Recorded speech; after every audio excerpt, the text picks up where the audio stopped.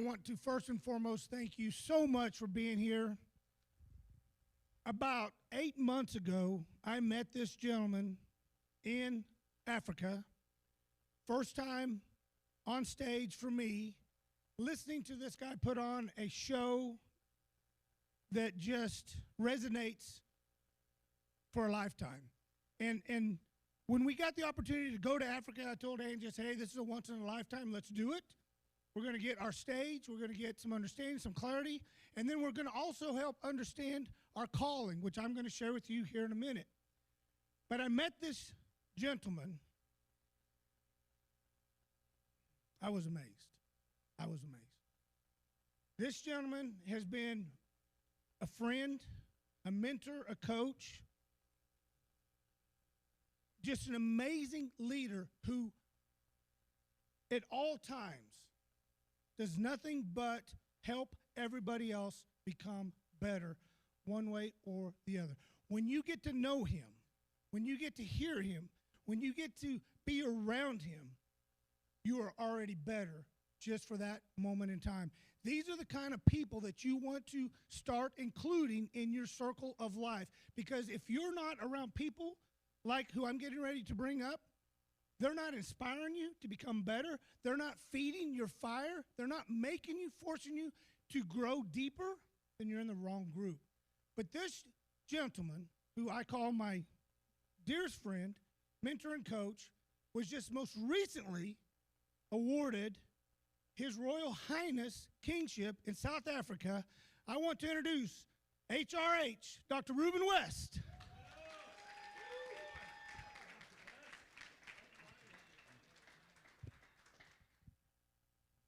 Like he said, clapping is free. So give it up for Toby Potter. Hey, turn this mic up. I'm yelling. And turn it. I want the power in the mic so I don't have to talk too loud. Listen, I'm excited to be here. Listen to this. 2 friends went camping. They set up their tent. They're excited, but what happened is they were going to be there for 3 days. It ended up getting cold. And so they started a fire.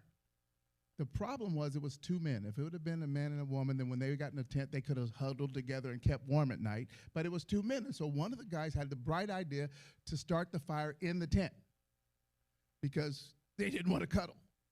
They started the fire in the tent, but unfortunately, guess what happened to the tent?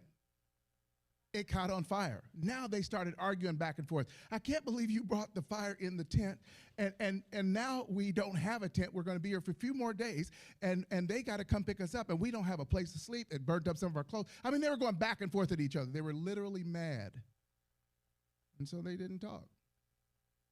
And they were wondering, what are we going to do? Our stuff is gone. The tent is gone, and you burnt the tent down. The next day, they were going to be there for 3 days. The next day, this boat pulls up, and he says, are you guys in trouble? He said, yeah, absolutely we're in trouble.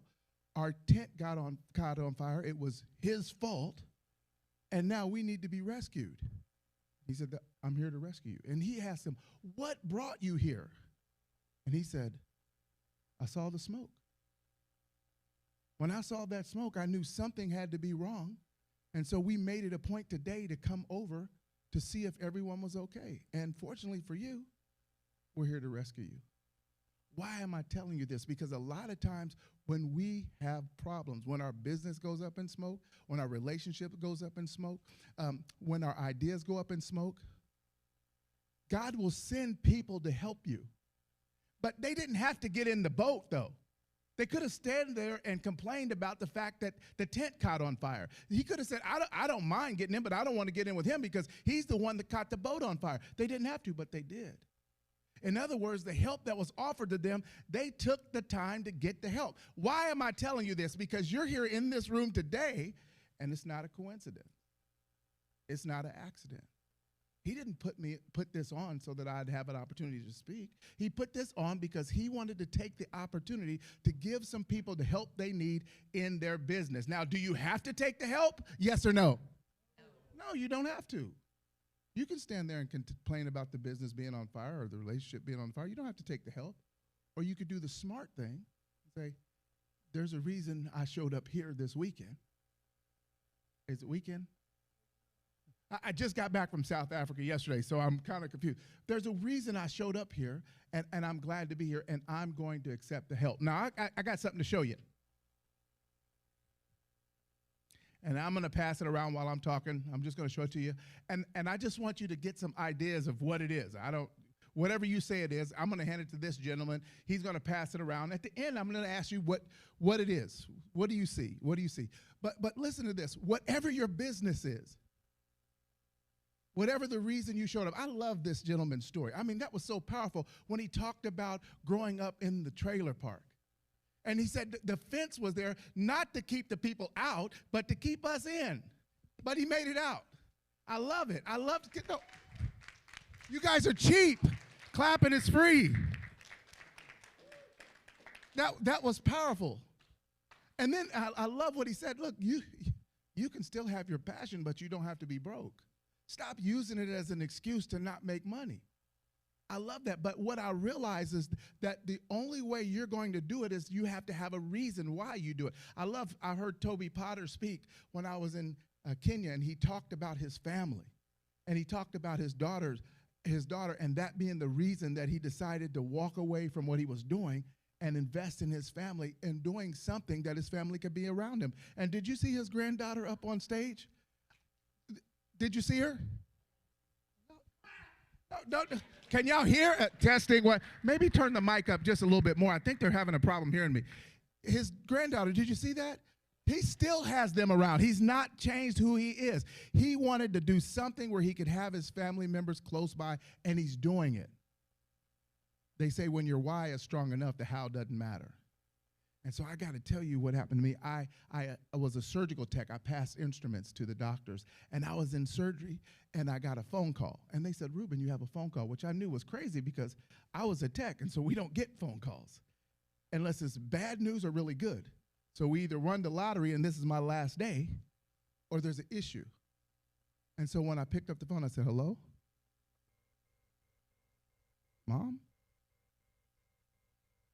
Grandpa Clyde? Congestive heart failure. No, Mom, I don't need a break. I'm going to go up there right now. And I went to my director, Deanna Gooden, and I said, DG, my grandfather, Clyde West, he's on the 7th floor, and my mom said he's having congestive heart failure, and I have to go see him right now. And I walked up to the hall on the 7th floor, and I knew it was my grandfather's room because he was hard of hearing, and the TV was very loud. And if you would have been in the room, just in the corner, you would have saw me walk in and say, Grandpa, it's me, Ruben. Who? Ruben. And I snatched off my hat, and I snatched off the mask. I said, it's me, Ruben. You work here?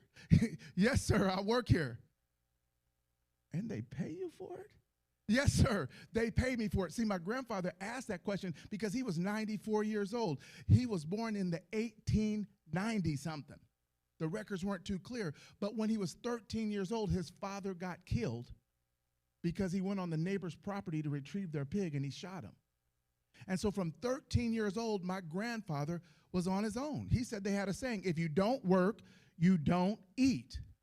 And so at 13 years old, he was on his own. He said he worked as what they called a field hand.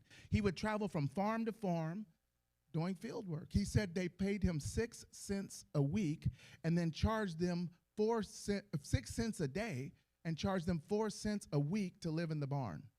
And then he said they learned how to cook whatever they weren't going to sell to make it taste palatable. So they ate the pig's feet and the pig's ears and the pig's intestines, like whatever they had. And when I told him that I worked here and they paid me for it, he said, my. Because it was outside of his realm of thinking. As a matter of fact, Viktor Frankl wrote the books Man's Search for Meaning. He was in the Nazi prison camp, and they asked him, how could people survive the unspeakable cruelty of Nazism? And he said they had one of 3 things. Listen to this. Their belief in God, they had a loved one that they were destined to see, or they were dedicated to a cause greater than themselves. And in one of those three things, watch this, listen to this, powerful. He said, in some ways, suffering ceases to become suffering the moment it has a reason. Such is the meaning of sacrifice.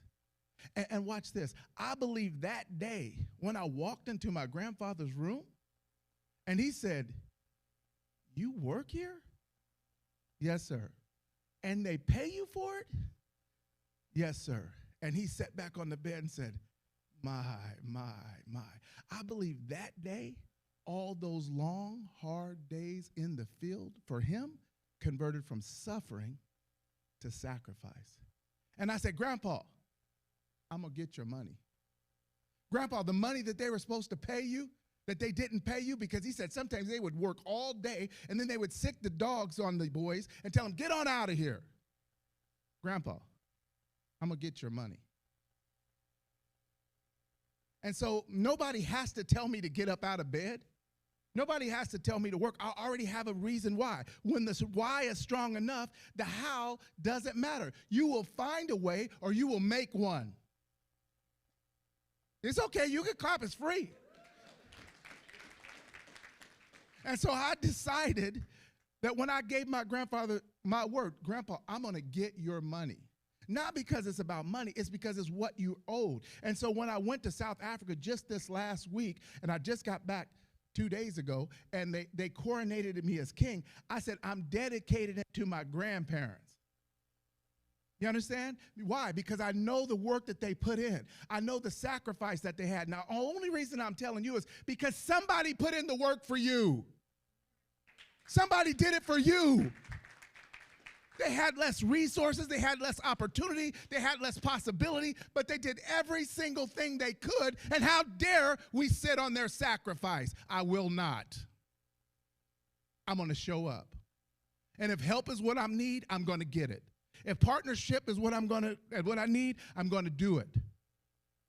What I've learned is you have to invest in yourself. Now watch this. Don't just take that as a simple statement. You have to invest in yourself, watch this, at the level in which you want a return. Catch that? Invest in yourself at the level in which you want a return. Now let's break that down. Big investment, big what? Medium investment, medium. Small investment, no investment, no return. And so many people will show up in rooms just like this to hear what everybody has to say, but will they make the investment? I don't know. And then watch this. A year later, 2 years later, 3 years later, they're in the same spot or farther backwards, and they don't know why, because they never made the what? You didn't make the investment.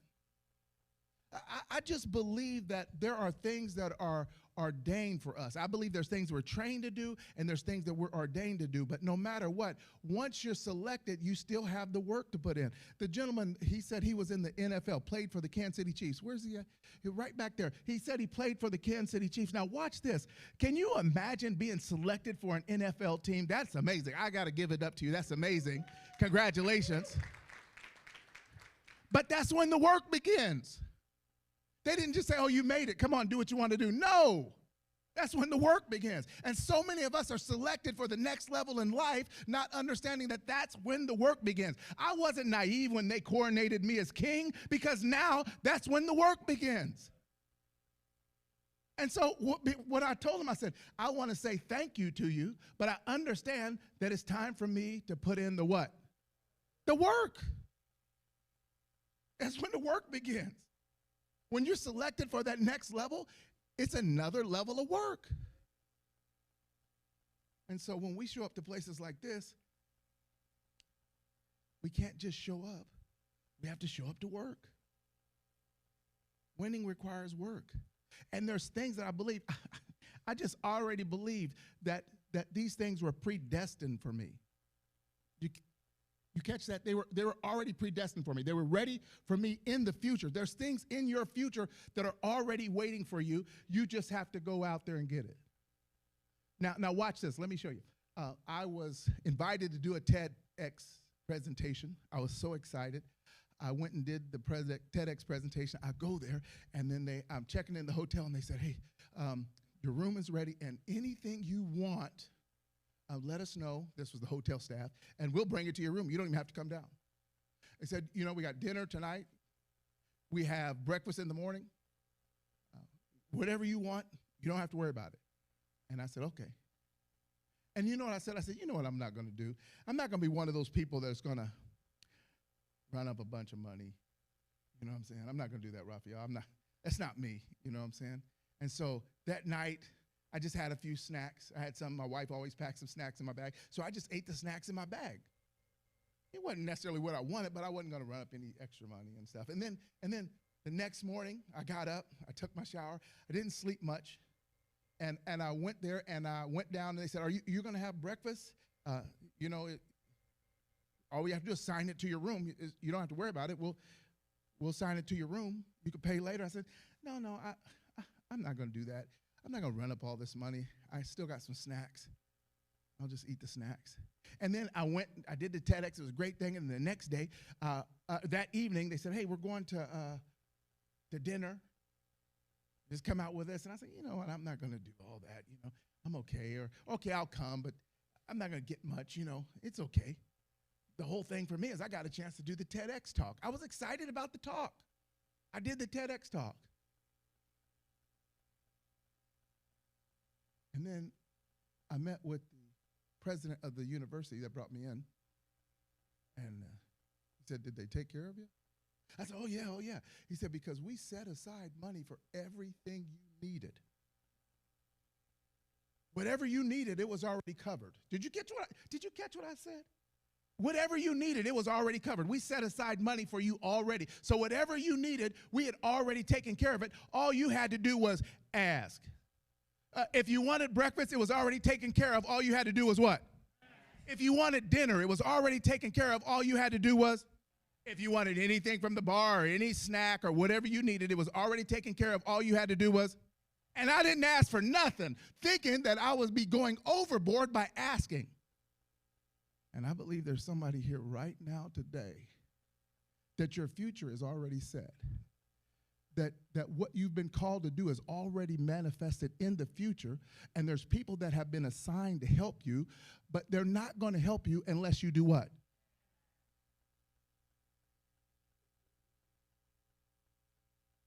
And if you don't ask, you don't get the help. And it's not because it wasn't preordained for you.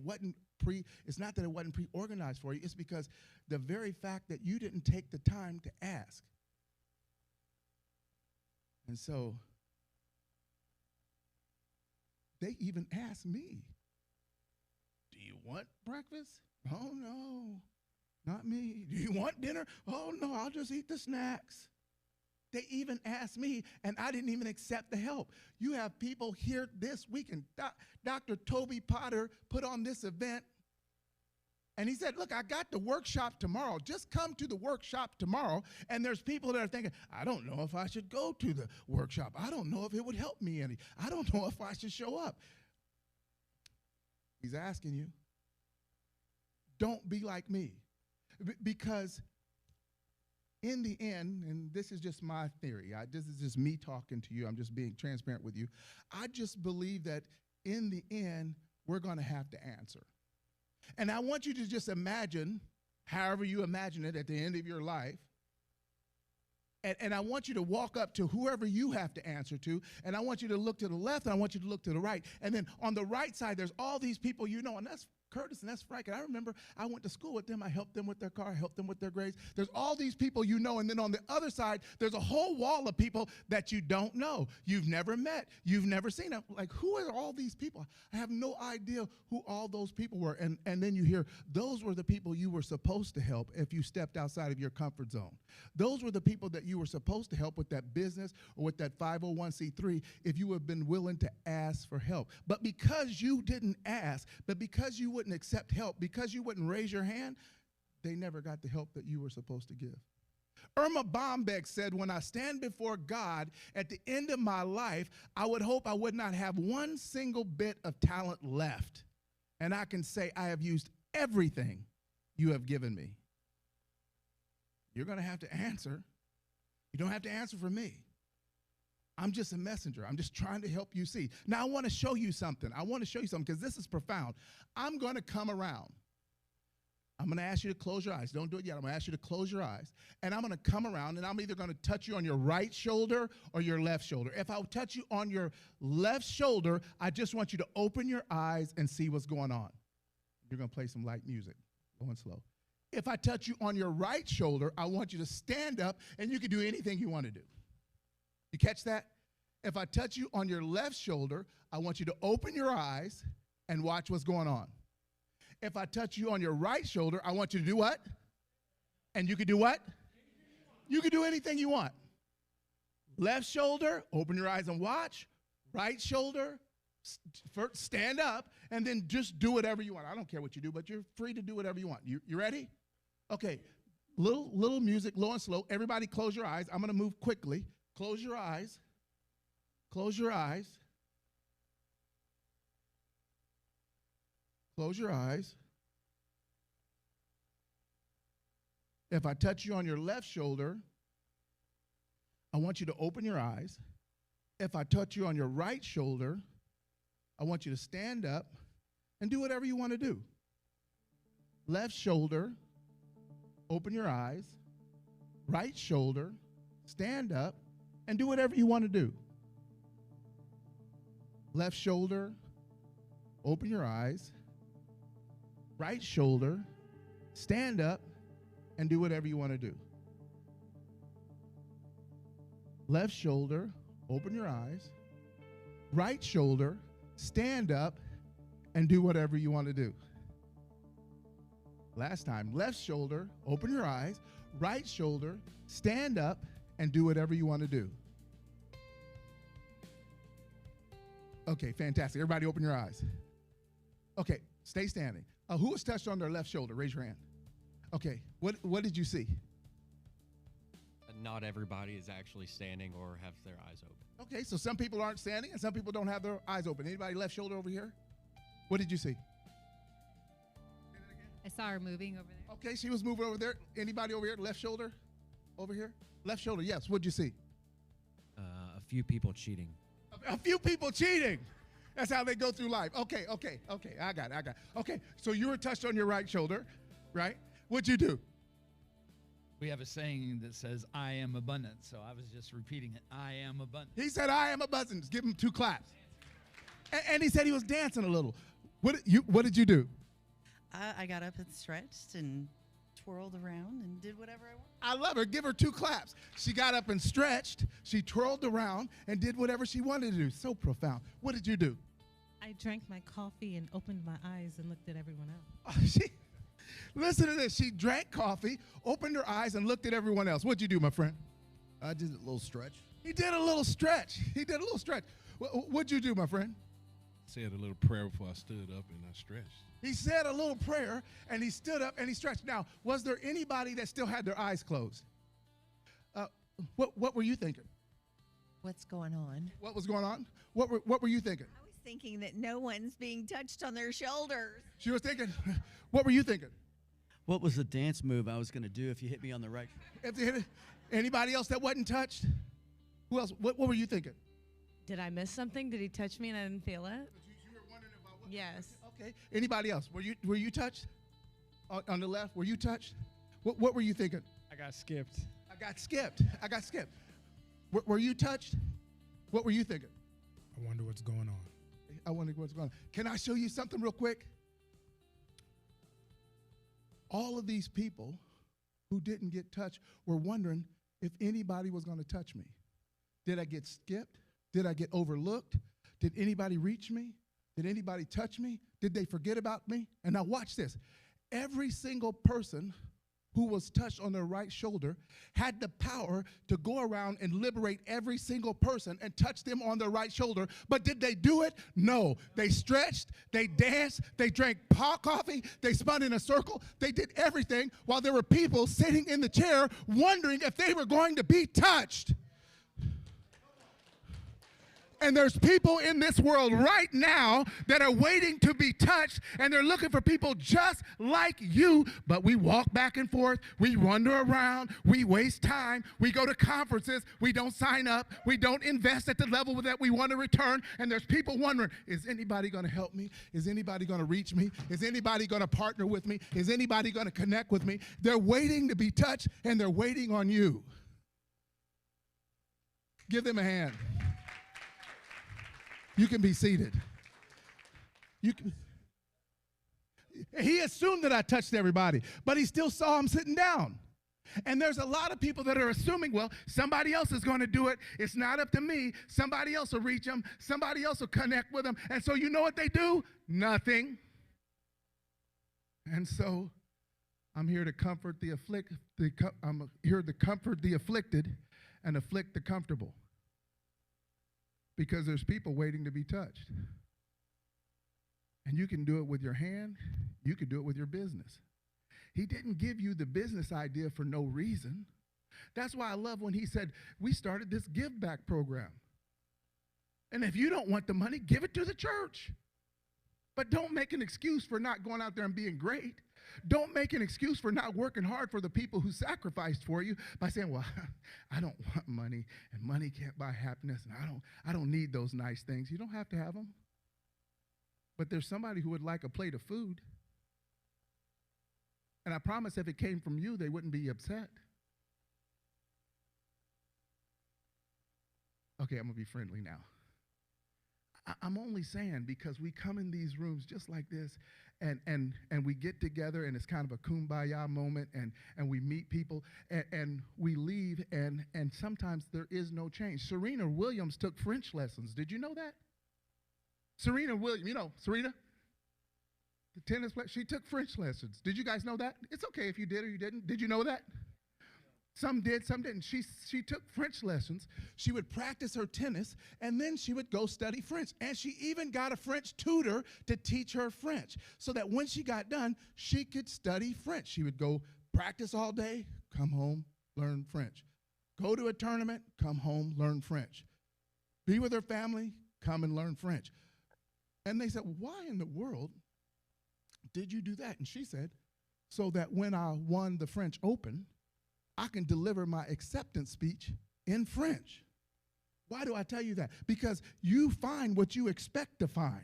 She understood, I'm going to be, not I want to win, I'm going to win the French Open, and when I win, I'm going to give my acceptance speech in French. And so I'm going to prepare right now for that moment. What's going to be your moment? What moment are you preparing for right now? Is it the opening of a new 501c3? Is it the sale of your business? Is it the elevation of your business? Is it the partnership with another business? What are you preparing for right now? And if it's nothing, get with somebody that's going to help you make it something. That day, I think it was 1988, that day when I told my grandfather, rest well, Grandpa, I'm going to get it. I just wanted him to know that you did all the work you needed to do, and if nobody else in the family does anything else, hand the baton to me. Watch me run. My nickname is going to be Usain Bolt because I'm going to do everything I have to do, wherever I have to go, how hard I have to work, how many times I have to show up, whatever I have to do, whoever I have to connect with, I'm willing to do it, no excuses. His words? My. And then he shook my hand. His hands were swollen. He had congestive heart failure. His legs were swollen. His hands were swollen. I said, rest well, Grandpa. Because I knew we go to the hospital, and there's times we go and we get better and we come home, but I knew this time wasn't going to be that time. That he had lived a full life. He had done everything he was supposed to do. And now he was handing the baton to me, and I was ready to accept it. And there's someone here today. Where's that piece of paper at that we were passing around? Okay, fantastic. There's someone here today who's receiving the baton.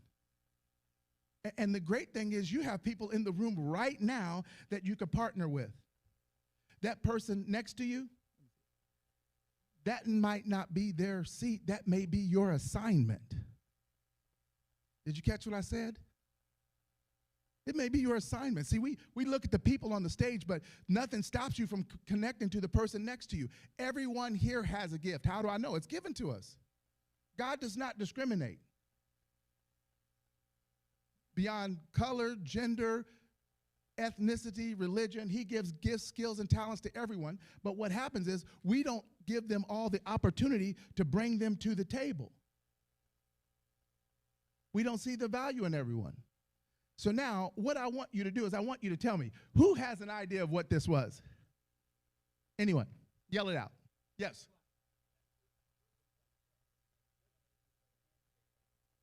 Okay, a shark, a handshake. Who else? There's no wrong answer. Yes, sir. A dove. I thought that too. Yes, sir. The head of a whale. Who else? Who else? No, it's okay. A what? A goose? Yeah. Yes. You didn't what? She said, I didn't see anything. What'd you say? Oh, you didn't see it. Okay, here you go. A continent. A little dinosaur. A baby one. A baby pterodactyl. Anyone else? Yell out, whatever you think it is. Huh? An amoeba. Single-celled organism. Yes. A stingray. Okay, yeah, good. Can I tell you? It's the Holy Ghost. Okay, I like it.